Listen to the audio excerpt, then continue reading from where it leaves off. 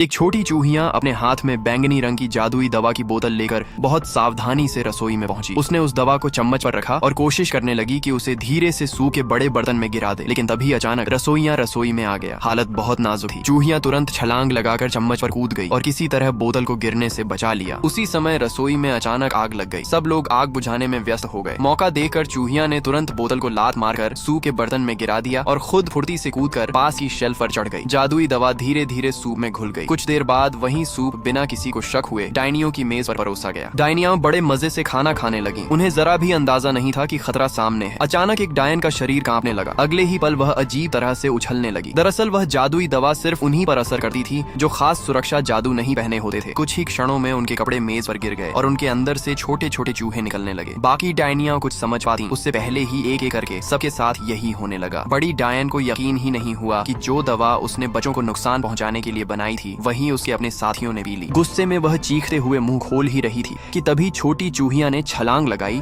और बाकी बची दवा सीधे उसके मुंह में डाल दी। कुछ ही सेकंड में वह भी जोर जोर से कांपने लगी और देखते देखते एक बड़ी मोटी चूहिया में बदल गई।